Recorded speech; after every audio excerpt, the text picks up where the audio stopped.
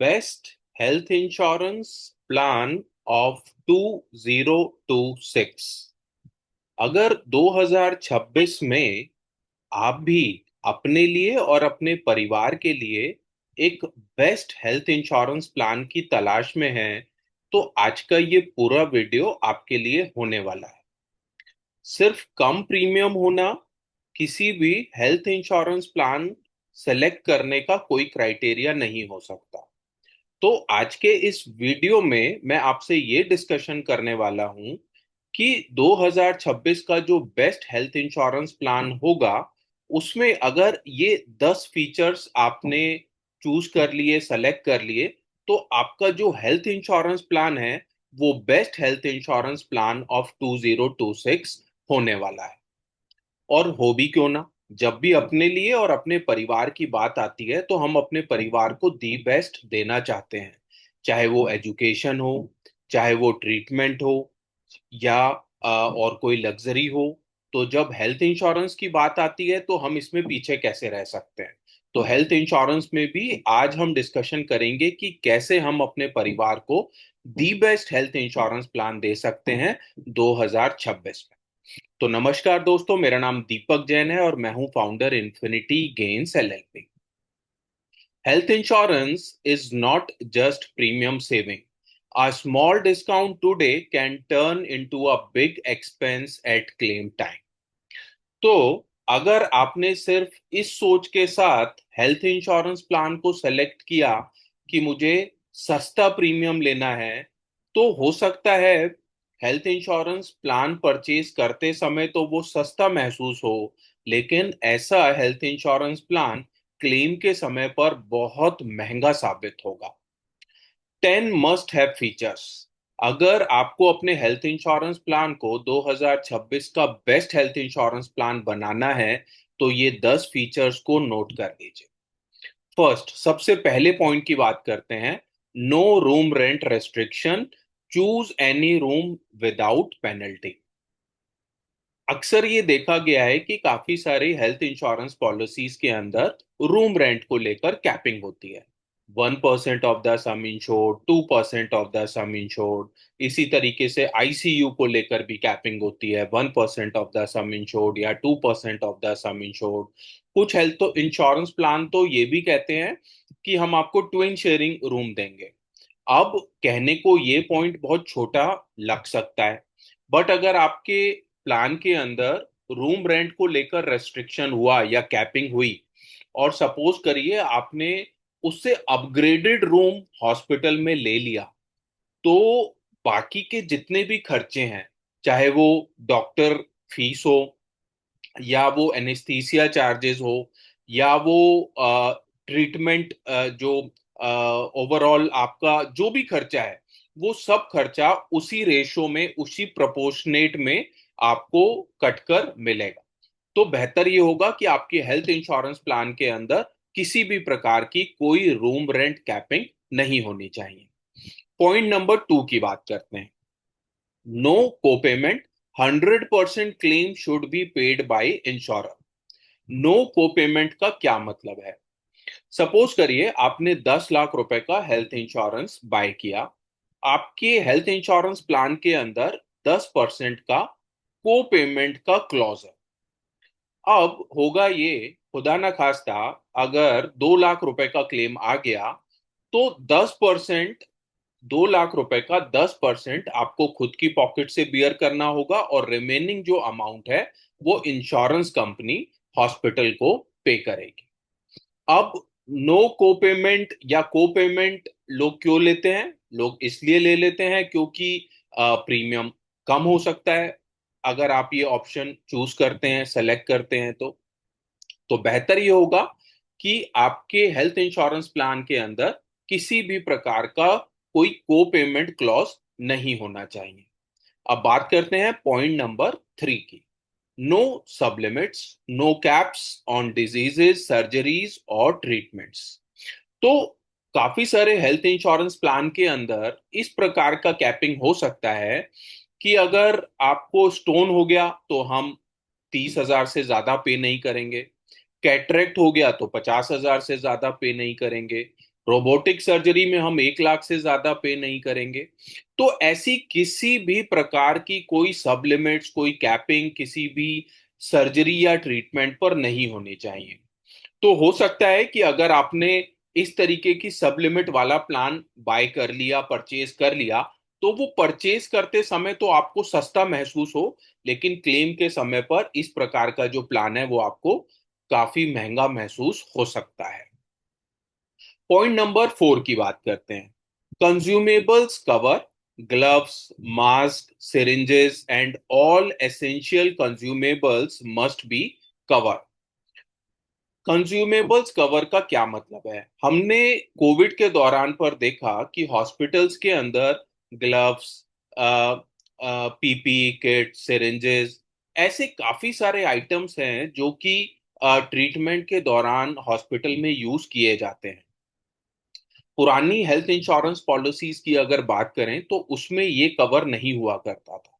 और अगर आपको ऐसा लगता है कि ग्लव्स, पीपी किट, सिरिंजेस, इनका कितना खर्चा आ सकता है, ये कोई बहुत बड़ा अमाउंट इसका नहीं बनेगा, तो आप लोगों के लिए, आइडिया के लिए मैं ये बता दूं कि अगर टोटल क्लेम का तकरीबन 7 से 8% तक का जो खर्चा है वो कंज्यूमेबल कवर्स का हो सकता है। तो आपको, आपकी हेल्थ इंश्योरेंस पॉलिसी अगर आप ऑलरेडी बाय कर चुके हो, तो आपको रिन्यूअल के समय पर ये कंज्यूमेबल कवर आज की डेट में इंश्योरेंस कंपनीज आपको एज अ राइडर की तरह भी दे रही हैं। और अगर आप फ्रेश पॉलिसी बाय करना चाह रहे हैं 2026 में, तो आपको ये मेक श्योर कर लेना चाहिए कि ये जो कंज्यूमेबल्स कवर का कवर है आपके हेल्थ इंश्योरेंस प्लान के अंदर एडेड हो। पॉइंट नंबर 5 की बात करते हैं। Unlimited restoration, same person same illness, coverage should refill again and again. Unlimited restoration का क्या मतलब है, एक एग्जांपल से समझाने की कोशिश करता हूं। सपोज करिए आपने 10 लाख रुपए का हेल्थ इंश्योरेंस प्लान परचेज किया। भगवान न करे तीसरे ही महीने में एडमिट होना पड़ा और वो 10 लाख रुपए का जो सम इंश्योर्ड है वो पूरा कवर हो गया। अब छठे महीने में दोबारा से एडमिशन हुआ।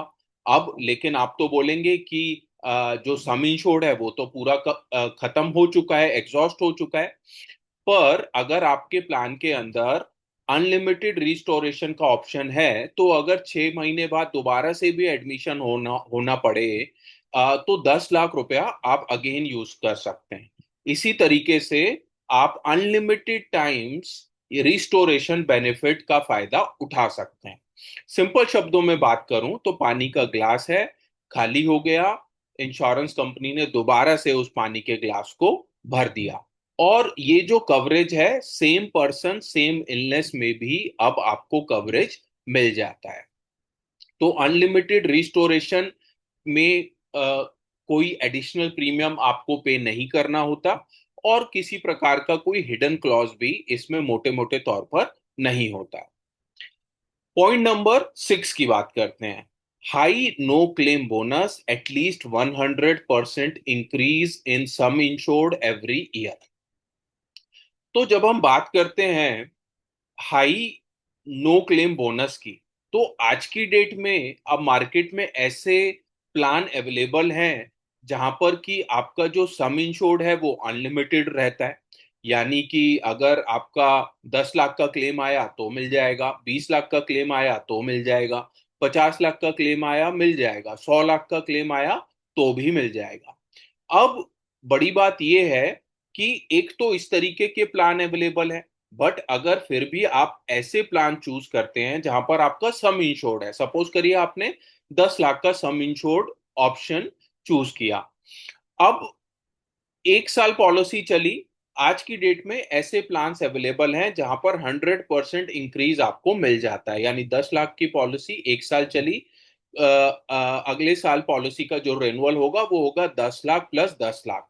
इसी तरीके से दूसरे साल फिर पॉलिसी चली तो पॉलिसी आपकी रिन्यू हो जाएगी 10 लाख प्लस 20 लाख, और इस तरीके से हर साल हर साल हर साल जैसे जैसे आपकी पॉलिसी बढ़ती जाती है, वैसे जैसे आपके प्लान के अंदर आपका जो नो क्लेम बोनस है वो भी ऐड होता जाता है। अब यहाँ तो हम नो क्लेम बोनस की बात कर रहे हैं, बट आज की डेट में ऐसे भी प्लान मार्केट में अवेलेबल हैं जो क्लेम हो तो भी आपका जो सम इंश्योर्ड है, आपको जो बोनस पार्ट है, वो इंक्रीज करते हैं, और वो भी इन्फिनिटी टाइम्स तक इंक्रीज करते हैं। देन हम बात करते हैं पॉइंट नंबर 7 की, minimal waiting periods. Shorter waiting periods mean faster protection. अब मिनिमल वेटिंग पीरियड्स का क्या मतलब है? जब भी आप एक fresh health insurance policy bye करते हैं, तो उसमें कुछ वेटिंग पीरियड होते हैं, जैसे कि 30 डेज का वेटिंग पीरियड, 2 साल वाले वेटिंग पीरियड, इसी प्रकार से प्री एग्जिस्टिंग डिजीज का वेटिंग पीरियड। तो जब आपने fresh health insurance policy bye की, पहले 30 दिन तक कुछ भी कवर नहीं करता एक्सेप्ट एक्सीडेंटल। इसी प्रकार stone, cataract, hernia, joint replacement surgery, ladies की गायनी से रिलेटेड प्रॉब्लम, ये सब कुछ कवर करते हैं पॉलिसी लेने के 2 साल के बाद। ये मैं बात कर रहा हूँ फ्रेश पॉलिसीज की। बट जब भी हम बात करते हैं पोर्टेबिलिटी की, तो पोर्टेबिलिटी में आपका डे 1 से सब कुछ कवर होता है, अगर कोई प्री एग्जिस्टिंग नहीं है तो। अब इसी प्रकार प्री एग्जिस्टिंग डिजीज का जो वेटिंग पीरियड है, आज की डेट में कंपनीज एडिशनल प्रीमियम लेकर उसको 2 साल, 3 साल या 4 साल करती हैं। तो आपका आपके प्लान के अंदर जितना वेटिंग पीरियड कम से कम होगा, उतना आपके लिए बेहतर होगा। पॉइंट नंबर 8 की बात करते हैं, strong cashless hospital network, wider network, stress free hospitalisation. तो जब भी आप एक इंश्योरेंस कंपनी चूज करें, तो ये जरूर चेक कर लें कि कंपनी के जो नेटवर्क हॉस्पिटल्स हैं वो कितने हैं। कई बार हम ये देखते हैं कि 15,000 लिस्टेड हॉस्पिटल्स हैं, 16,000 हैं, 20,000 हैं। मैं अगर रियलिटी चेक की बात करूं, तो आपको ये देखना है कि आप जिस एरिया में रहते हैं, उस एरिया के आसपास आपके कितने हॉस्पिटल्स जो हैं वो पैनल पर हैं। इसके अलावा हॉस्पिटल नेटवर्क को लेकर मैं एक और क्लैरिटी आप लोगों को देना चाहता हूं यहाँ पर, कि हो सकता है जब आप पॉलिसी बाय कर रहे हो, तो हो सकता है जो आपका क्लोजेस्ट हॉस्पिटल है वो पैनल पर हो, बट हो सकता है कि कुछ समय के बाद वो हॉस्पिटल जो है वो डी पैनल हो जाए। तो पैनल और डी पैनल, ये हॉस्पिटल्स, इंश्योरेंस कंपनी और हॉस्पिटल्स के बीच का एक टाई अप होता है, जो जिसके बीच में नेटवर्किंग टीम जो होती है वो काम करती है, और ये पैनल डी पैनल एक रेगुलर प्रोसेस रहता है। फिर भी मेरा सजेशन हमेशा ये होता है कि अगर क्लेम की रिक्वायरमेंट है, हॉस्पिटलाइजेशन की रिक्वायरमेंट है, तो इंश्योरेंस कंपनी से रीचेक करें।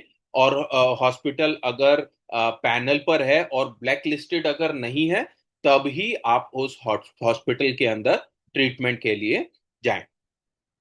पॉइंट नंबर 9 की बात करते हैं, hassle free claim process, quick, transparent and customer friendly claims. तो जब भी हम बात करते हैं क्लेम प्रोसेस की, हेल्थ इंश्योरेंस हम लेते क्यों हैं?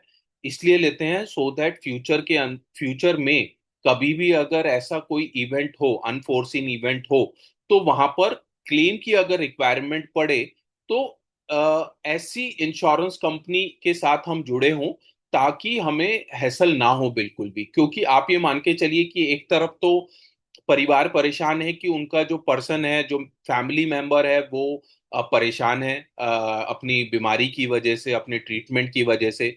वहीं अगर साथ की साथ अगर क्लेम को लेकर भी हैसल हो, तो वो एक डबल मार हो जाएगी। तो आपको कोई भी प्लान चूज करने से पहले ये जरूर देख लेना चाहिए कि किस कंपनी के क्लेम रेशोज किस लेवल पर हैं, और ये सब डेटा आपको आईआरडीआई की वेबसाइट के ऊपर मिल जाता है। पॉइंट नंबर 10 की बात करते हैं, reliable advisor support, a good advisor stands by you during claims and beyond. तो ये मैंने जितने भी पॉइंट्स को लेकर अभी आपके साथ डिस्कशन किया, मेरा सजेशन हमेशा ये होता है कि आप जब भी अगर हेल्थ इंश्योरेंस पॉलिसी परचेज करने के बारे में सोच रहे हैं, प्लान कर रहे हैं, तो हमेशा एक reliable health insurance consultant, advisor, agent, उनके थ्रू ही आप इस पॉलिसी को बाय करें। उसका क्या रीजन है? क्योंकि आपके लिए बहुत सारी टर्मिनोलॉजी ऐसी हो सकती हैं जो आपको अंडरस्टैंड ना हो, जो आप समझ ना पाए, बट आपके जो कंसल्टेंट हैं, जो आपके एडवाइजर हैं, उनका तो 24 घंटे यही काम है कि वो आपको बेस्ट गाइडेंस दे। और वो एक बहुत अच्छा माध्यम होते हैं आपके हॉस्पिटल्स के और इंश्योरेंस कंपनी के बीच में। तो यहाँ पर अपने माइंड से ये बिल्कुल निकाल दीजिएगा कि आप जो पॉलिसी बाय करेंगे उससे जो एडवाइजर हैं उनको कुछ पे आउट मिलेगा। वो भी अपनी सर्विसेज दे रहे हैं, वो भी अपना टाइम और एफर्ट लगा रहे हैं। तो हमें ये छोटी सोच से निकलकर एक रिलायबल इंश्योरेंस एडवाइजर के थ्रू ही पॉलिसी परचेज करनी चाहिए। सो फ्रेंड्स, आज के इस पूरे वीडियो में मैंने सिंपल शब्दों में आपके साथ ये डिस्कशन करने की कोशिश की कि best health insurance plan of 2026 कौन सा हो सकता है। तो अगर ये सब फीचर्स आपके प्लान के अंदर हैं तो ये आपके लिए और आपके परिवार के लिए एक best health insurance plan of 2026 हो जाएगा। तो अगर आपको वीडियो पसंद आया है तो ज्यादा से ज्यादा अपने फ्रेंड्स, रिलेटिव्स और एंड एजेंट्स फर्टिनिटी में इस वीडियो को शेयर जरूर कीजिएगा। और अगर फिर भी अगर आपको ऐसा लगता है कि कोई क्वेरी है और आप फर्दर डिस्कशन करना चाहते हैं तो आप डिस्क्रिप्शन पर लिखे हुए नंबर्स पर मुझसे या मेरी टीम से कभी भी कनेक्ट कर सकते हैं। सो फ्रेंड्स, इसी उम्मीद आशा के साथ कि आप लोगों का दिन शुभ होगा, मंगलमय होगा। Thank you so much.